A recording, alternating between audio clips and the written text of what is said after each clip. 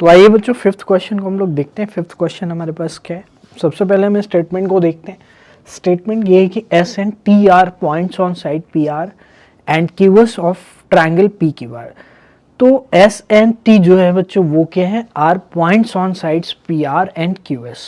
तो अब triangle P Q are आपको यहाँ पे दिया गया है। तो हम लोग क्या करेंगे, सबसे पहले एक सिंपल सा ट्रायंगल बना लेंगे। इन जनरल जो भी ट्रायंगल होगा फिर हम पॉइंट्स को अगर उसमें मेंशन करेंगे तो हमारे लिए इजी हो जाएगा। तो यहाँ पे मैंने पी क्यू आर ट्रायंगल बना लिया है। S and T are points on side P R and Q R. तो P R and Q R जो साइड्स है उनमें क्या है, आपके पॉइंट्स दिए गए हैं। तो हम मैं यहाँ पे नेमिंग कर लेता हूँ। तो मेरे पास ये वाला जो पॉइंट है बच्चों, वो पॉइंट क्या है, पी है। आप इसको क्यू मान सकते हो और इसको क्या मान सकते हो, आर मान सकते हो। तो पी क्यू आर ट्रायंगल हो गया। अब पी आर साइड को और क्यू आर साइड को अगर आप ध्यान से देखोगे तो P R and Q are में एस एंड टी पॉइंट है। तो पी आर साइड हमारे पास ये होगी, तो मान लेता हूँ एस पॉइंट ये हो गया और क्यू आर पे कौन सा पॉइंट हो गया, टी पॉइंट हो गया। तो टी पॉइंट ये हो गया। क्या ये कहानी क्लियर है? अच्छा, such that angle P is equal to R T S. अब देखिए आर टी एस कैसे बनेगा, जब आप T एंड S को ज्वाइन करोगे। तो इसको हम जल्दी से ज्वाइन कर देते हैं सबसे पहले, देन आगे चीज़ें हमारे लिए इजी हो जाएंगी। तो मैंने क्या किया, इसको ज्वाइन कर दिया है T एंड S को। अच्छा, angle P is equal to R T S. जो P एंगल है अगर आप ध्यान से देखो तो P एंगल कौन सा, ये वाला एंगल है और वो इक्वल है आर टी एस के। तो आर टी एस कौन सा हो गया, ये वाला हो गया।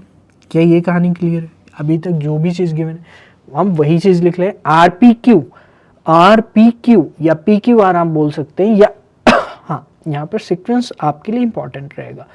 तो जो आर पी क्यू ट्रायंगल है वो आर टी एस के सिमिलर प्रूफ करना है।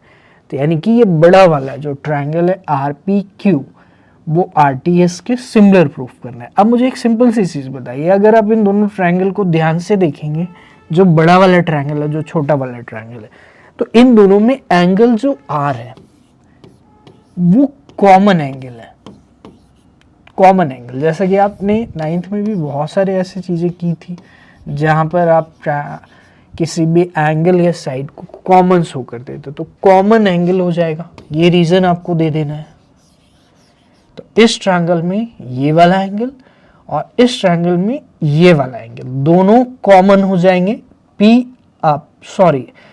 इस ट्रायंगल में मैं ये कहना चाहता हूँ कि एंगल आर, इसकी बात छोड़ दीजिए अभी फ़िलहाल, अभी हम इसको बाद में डिस्कस करेंगे। अभी मैं आपसे सिर्फ ये कह रहा हूँ कि जो ट्रायंगल मेरे पास ये वाला है उसमें ये एंगल, और ये जो छोटा वाला ट्रायंगल है उसमें ये एंगल। तो R is equal to R common angle.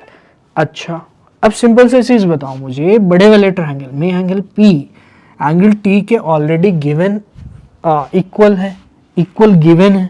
तो मैं कह सकता हूँ कि angle P is equal to angle R T S given है। तो सिंपल सी चीज़ बताइए, क्या अगर आपके पास दो एंगल इक्वल हो जाते हैं, तो दो एंगल अगर इक्वल हो जाएंगे तो मैं ये कह सकता हूँ कि ये ट्रायंगल क्या हो जाएंगे, सिमिलर, क्योंकि थर्ड एंगल ऑटोमेटिक क्या हो जाएगा, इक्वल हो जाएगा।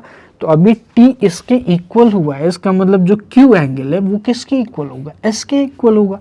तो बस हमें क्या करना है, अब इसको सही से जो हमारा करेस्पॉन्डेंस है उसको मेंटेन करते हुए हमें क्या करना है, लिख देना है।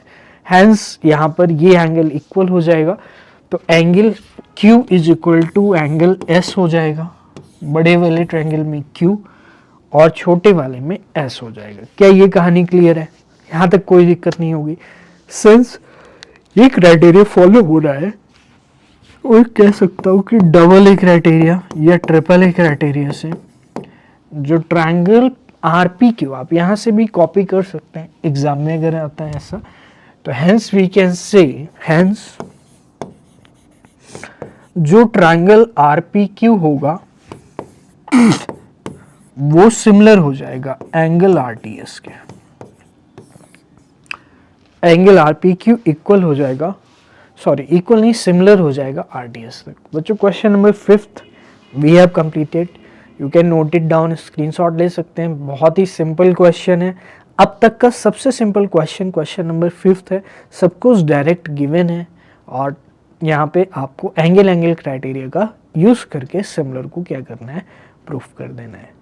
ठीक है, तो आइए बच्चों हम लोग 6 क्वेश्चन देखते हैं। In figure below if triangle ABE is congruent to ACD, तो ये सिंबल जो है बच्चों वो कॉन्ग्रुएंसी का है ACD, so that ADE is similar to ABC। तो ये सिंबल आप देख रहे होंगे कि इस तरह से अगर सिंबल दिया जाता है तो वो क्या होता है, कॉन्ग्रुएंसी का होता है।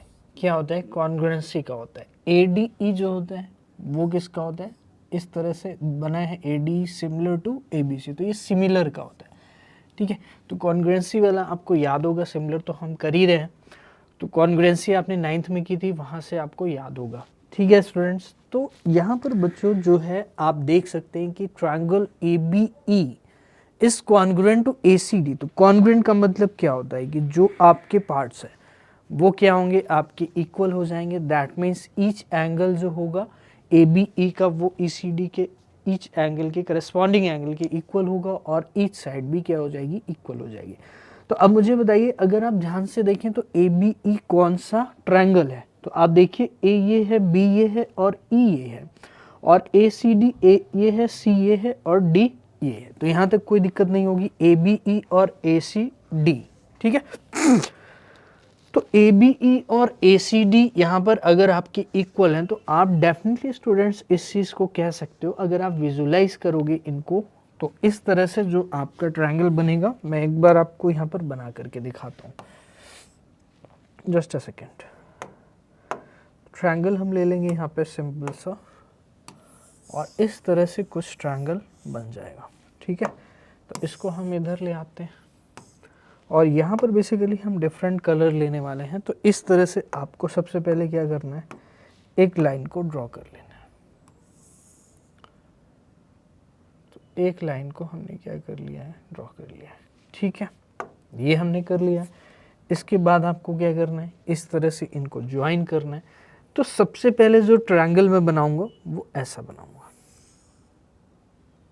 तो ये ट्रायंगल आप देख सकते हो। तो ये ट्रायंगल अगर आप ध्यान से देखेंगे तो ये E है, ये B है और ये C है, और ये पॉइंट कौन सा है, A है। तो इस तरह से A, B और E। ठीक है, ये चीज़ क्लियर हो गई। और दूसरा जो ट्रायंगल बनेगा वो मैं डिफरेंट कलर ले लेता हूँ, जिससे आपको बहुत ही अच्छे से दिखने लगे, विजिबल हो जाए। तो वो होने वाला है आपका ADACD। तो A, अब D पॉइंट ये है, तो यहाँ पर हम लेंगे कलर ये, तो D पॉइंट से हम इसको ज्वाइन कर देंगे। तो D ये हो जाएगा। ठीक है,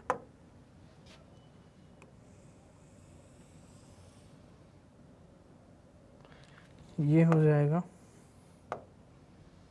और ये वाला पार्ट हो जाएगा। तो इस तरह से आपको विजुलाइज करना है। तो हमने क्या बना दिया है, ACD बना दिया है और ABE बना दिया है। ठीक है, तो AB को अगर मैं एक बार और हाईलाइट कर दूं तो वो चीज़ और अच्छे से विजिबल हो जाएगी। तो उसके लिए मैं ले सकता हूं ग्रीन कलर, और इस तरह से हमने ABE को क्या किया है, हाईलाइट कर दिया, जिससे कॉमन पार्ट जो है वो विजिबल हो और जो डिफरेंट पार्ट है वो भी विजिबल हो। तो इस तरह से हमने ज्वाइन किया है। ठीक है स्टूडेंट्स, तो इस तरह से हमने इसको कर दिया है, यानी ABE और ACD ये कॉन्ग्रुएंट है। तो अब सिंपल सी चीज़ बताइए कि अगर ABE ट्रायंगल को हम लेते हैं तो A जो इसकी साइड है, ABE ट्रायंगल को आप ध्यान से देखिए, ये वाला जो ट्रायंगल है इसकी जो A साइड है वो इस वाले ट्रायंगल में किसके करस्पॉन्डिंग होगी, ACD में, वो करस्पॉन्डिंग होगी AD के। आपको दिख रहा होगा क्लियरली। तो मैं कह सकता हूँ कि जो A है या AD है वो बराबर होगा AE के। क्यों, just because of congruency, because triangle ABC is congruent to triangle ABE। तो ABE के कॉन्ग्रुएंट है, ये चीज़ आपको क्लियर होगी। अच्छा, अब मुझे ABE की ही साइड में एक बड़ी वाली साइड आपको दिख रही होगी AB। तो जो ए बी साइड है वो इस वाले ट्रायंगल में बड़ी वाली साइड कौन सी, यानी ए सी डी को अगर आप ध्यान से देखें तो बड़ी वाली साइड कौन सी, ए सी है। क्या आपको ये चीज क्लियर है? अच्छा, अब मुझे एक सिंपल सी चीज बताइए कि जो ये वाला ट्रायंगल है और ये वाला ट्रायंगल है, इन दोनों में एंगल ए क्या कॉमन एंगल है?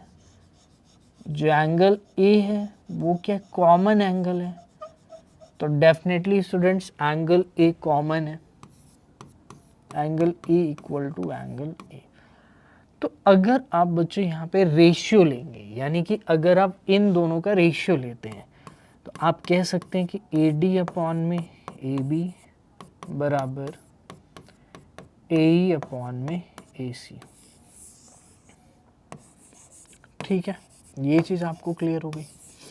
तो a बराबर a हो जाएगा, तो ये रेशियो हमारा इक्वल आ चुका है और उनके बीच का जो इंक्लूडेड एंगल है वो भी क्या है, सेम है। तो hence we can say so by SAS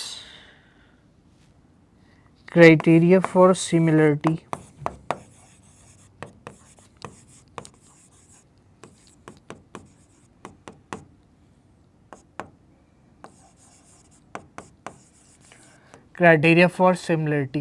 we can say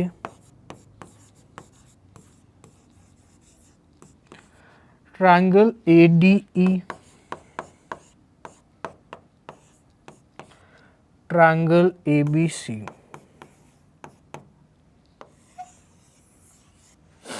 ठीक है, ट्रायंगल ADE सिमिलर हो जाएगा ट्रायंगल ABC के।